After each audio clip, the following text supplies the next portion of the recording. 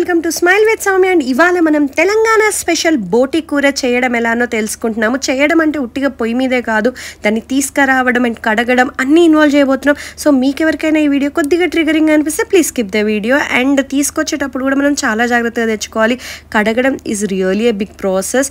అవన్నీ కూడా మా మమ్మీ డీటెయిల్డ్గా చెప్పేస్తారు. సో మీరు ఎవరైనా చూడాలనుకుంటే let's get into the video.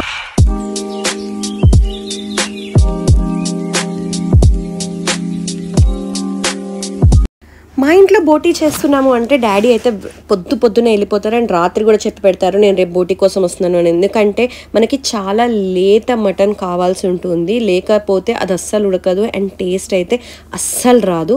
So లేత మటన్ గుర్తుపెట్టుకోండి. సో ఇంకా బోటి అసలు వంటకం అనేది మనం తీసుకురాగానే స్టార్ట్ అవుతుంది. తెచ్చిన వాటిని మనం వేడి వేడి నీళ్ళల్లో వేసుకోవాలి అన్నమాట. సో అలా వేసుకోవడం వల్ల ఏమవుతుంది అంటే మనకి కొంచెం క్లీనింగ్ ప్రాసెస్ ఈజీ అవుతుంది. సో నౌ మనం క్లీనింగ్ ప్రాసెస్ స్టార్ట్ చేద్దాం. సో ఇక్కడ మా మమ్మీ కింద కూర్చొని చాలా కష్టపడి అయితే క్లీనింగ్ చేస్తారు.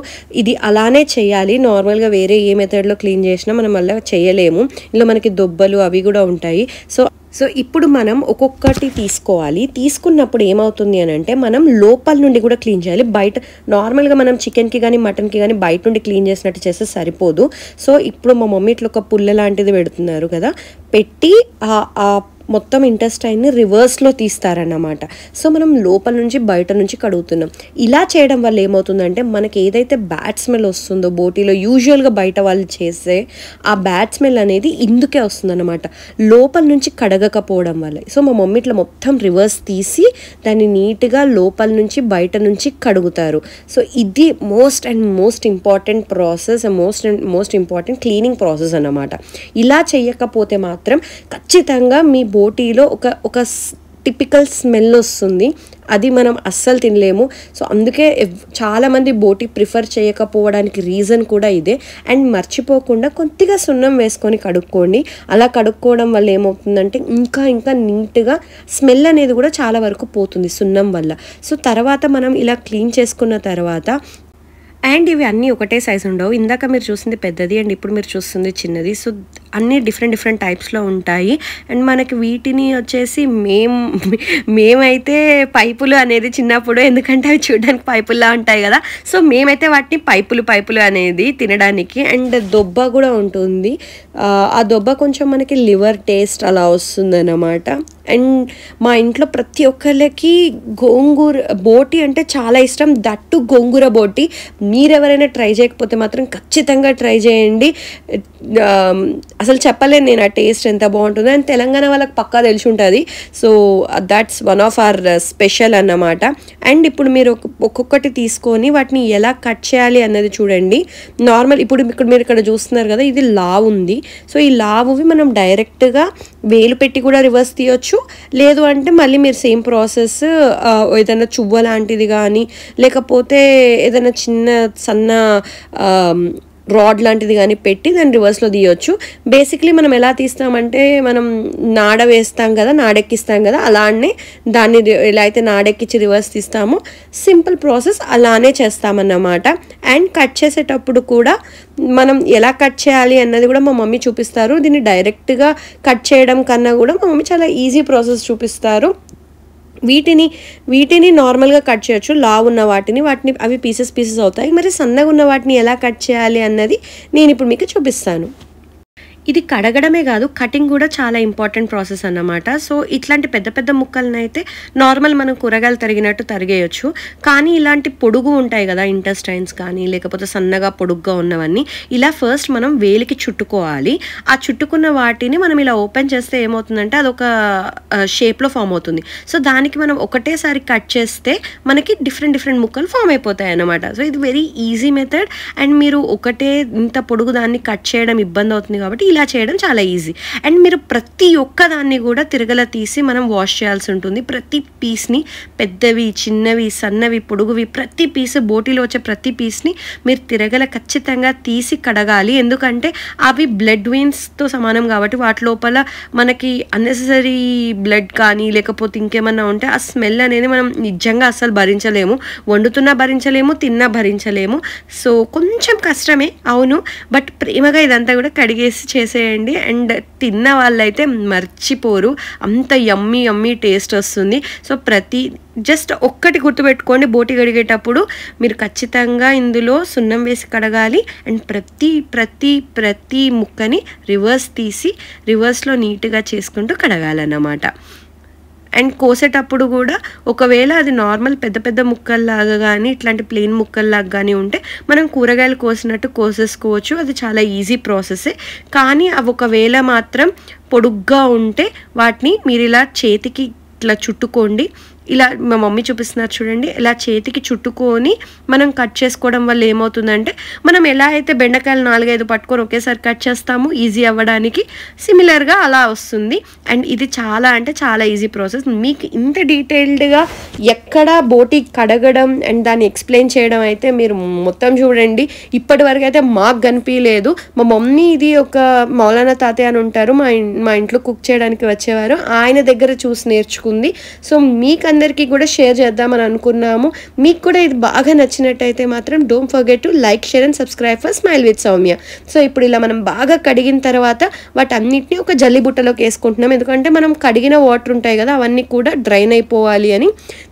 సో ఇది ఒక్కసారి కడగడం కాదు, మీరు ఒక్కసారి గమనిస్తే మా మమ్మీ వాటిని మళ్ళీ కడుగుతున్నారు. అండ్ కడిగేటప్పుడు కూడా బాగా కడగండి. కొంచెం ఒకవేళ పైన కింద ఏదన్నా జస్ట్ ఒక మనకి అన్వాంటెడ్ థింగ్స్ ఉన్నా కూడా అవంతా కూడా నీట్గా కడిగేసిన వాళ్ళం అవుతాము.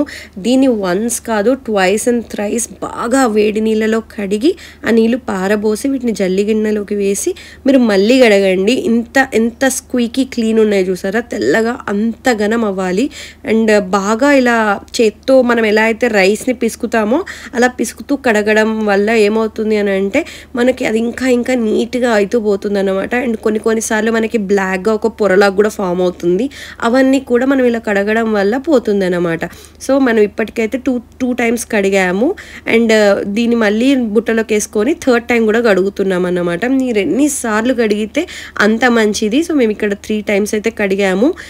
అండ్ దాన్ని అంతా జల్లి బుట్టలోకి వేసేసుకోవాలి ఇప్పుడు.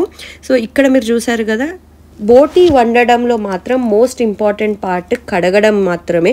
సో అందుకే మేము చాలా అంటే చాలా డీటెయిల్డ్గా కడగడం మీకు చూపియాలి ప్రతి ముక్కని అన్నట్టు నేను ఇక్కడ ఏది ఎడిట్ చేయలేదు. అండ్ మీకు అన్ని డీటెయిల్డ్గా చూపించడానికే ట్రై చేశాము. మీకు అందరికీ వీడియో ఎలా అనిపించిందో మాత్రం కింద కమెంట్ సెక్షన్లో పెట్టండి. మీరు ఇంకా ఎక్కడైనా చూసున్నారా ఇలాంటి బోటి కడగడం ఇంత డీటెయిల్డ్గా అన్నది నాకు కమెంట్స్లో చెప్పండి, ఎందుకంటే మేమైతే గమనియలేదు, మీరు గమనిస్తే మాకు చెప్పండి. సో మనం చేసిన వాటి తీసుకొచ్చి మనం ఒక కుక్కర్లో వేసుకొని అల్లం వెల్లిపాయ పసుపు అన్నీ వేసి కొద్దిగా ఉప్పు వేసి బాగా వాటిని కూడా బాగా కలపండి. పసుపు మంచిగా కలవాలి. అండ్ నాన్ వెజ్లో పసుపు ఖచ్చితంగా కలవాలి. అండ్ పైమించి కొద్దిగా వాటర్ పెట్టి విజిల్స్ పెట్టండి. సో మటన్ నేను ముందు చెప్పినట్టు మాది లేత మటన్ కాబట్టి మాకు 3 విజిల్స్తో సరిపోయింది. మీరు మటన్కి తగ్గట్టుగా కొన్ని విజిల్స్ పెంచుకోవాలనుకుంటే మీరు పెంచుకోవచ్చు. ఇప్పుడు ఇలా అయిపోయాక పక్కన బాణీలో ఆయిల్ పోసుకోండి. ఆయిల్లోకి మనం ఉల్లిపాయలు పచ్చిమిరపకాయలు వేసుకోవాలి. ఎలా అంటే నార్మల్ మనం కూర ఎలా పోపేస్తాము, చికెన్ ఫ్రైకి ఎలా చేస్తామో అలా ఇక్కడ నుంచి చాలా సింపుల్గా చేసేయచ్చు. మన ఆనియన్స్ కొద్దిగా గోల్డెన్ బ్రౌన్ అయ్యాక వాటిలో లైట్గా ఉప్పు వేసుకోండి, అవి తొందరగా గోల్డెన్ బ్రౌన్ అవుతాయి. అండ్ తర్వాత దాంట్లో కొంచెం అల్లం వెల్లిపాయ పేస్ట్ మీరు ఆల్రెడీ బోటీలో వేశారు, సో చూసి వేసుకోండి, పసుపు కానీ అల్లం వెల్లిపాయ పేస్ట్ కానీ. సో వాటిని బాగా అల్లం వెల్లిపాయ పేస్ట్ స్మెల్ పోవాలి, కచ్చా స్మెల్ ఉంటుంది, అది పోయేదాకా కాసేపు వేయించి మనం ఇందాక ఉడికించి పెట్టుకున్న బోటీనంతా కూడా ఇందులో వేసేసేయండి. అది వేసేసి మీరు ఇంకా బాగా కలపాలి. అండ్ అవి మంచిగా ఫ్రై అయ్యేంతగా కలపాలి. కొద్దిగా ఆయిల్ ఎక్కువనే పడుతుంది, బట్ యమ్మీ టేస్ట్ ఉంటుంది. తర్వాత మీరు కొద్దిగా కారం వేసుకోండి. కారం మాత్రం ఎంత వేస్తే అంత మంచిది. మా ఇంట్లో కొద్దిగా కారం ఎక్కువ తింటాము, సో మేము ఆల్మోస్ట్ 2-3 స్పూన్స్ వేసాను, మీరు తగ్గట్టుగా వేసుకోండి. తర్వాత కొద్దిగా ధనియాల పొడి వేసుకొని మసాలా పొడి వేసుకొని బాగా కలుపుతూ పెట్టండి. అండ్ మన కారం బాగా మగ్గాలి. కారం ఎంత బాగా మగ్గితే అంత మంచి టేస్ట్ వస్తుంది. అండ్ మేము ఇది పొయ్యి మీద వేసినప్పుడే విపరీతమైన స్మెల్ వస్తుండే అండ్ యమ్మీ ఉంటుండే. అండ్ ఇది బాగా మనం కలుపుతూనే ఉండాలి, చాలాసేపు టైమే పడుతుంది ఎందుకంటే అది డీప్ ఫ్రై అవ్వాలి కాబట్టి. సో కొద్దిగా ఓపిక్గా చేసుకొని బాగా కలుపుతూ ఉండండి. అండ్ అడుగంటనివ్వకండి, మీరు కలుపుతూ ఉండాలి, ఎందుకంటే మనం కారం వేసాం కాబట్టి అది మాడిపోయే ఛాన్సెస్ చాలా ఎక్కువ ఉన్నాయి. సో అది అడుగంటకుండా మీరు బాగా దాన్ని కలుపుతూ ఉండండి. సో మీరెవరైనా కానీ నేను ఇందాక చెప్పినట్టు గోంగూర బోటీ కానీ లేకపోతే దోసకాయ బోటీ కూడా చాలా బాగుంటుంది, టమాటా బోటీ కూడా చేస్తారు. సో మీరెవరైనా అలాంటివి యాడ్ చేయాలి అని అనుకుంటే మాత్రం ఇక్కడ యాడ్ చేయండి. అండ్ దీని తర్వాత మా మమ్మీ ఒక చిన్న ట్రిక్ చేస్తారు, అదేంటి అని అంటే చింతపండు పులుసు పైమించి వేస్తారు. ఇది మనం టేస్ట్కి అనుగుణంగా వేసుకోవచ్చు. ఇది వేయడం వల్ల మనకు ఒక ట్యాంగీనెస్ కూడా యాడ్ అవుతుంది, కారం ట్యాంగీ అన్నీ కలిసి అది యమ్మీ అంటే యమ్మీ టేస్ట్ ఫామ్ అవుతుంది. అండ్ ఇక్కడ మా మమ్మీ రెడీ చేస్తున్నారు చూడండి. సో మీరందరూ కూడా ఇది ట్రై చేయండి. మీకు నచ్చితే don't forget to like, share and subscribe for smile with Soumya. మీకు ఈ వీడియో ఎలా అనిపించిందో కమెంట్స్లో చెప్పండి. అండ్ ఇది రంజాన్ స్పెషల్లా కూడా చేసుకోవచ్చు. So don't forget to subscribe. ఇంకా రెసిపీస్ రాబోతున్నాయి. I'll meet you guys in the next video. Bye.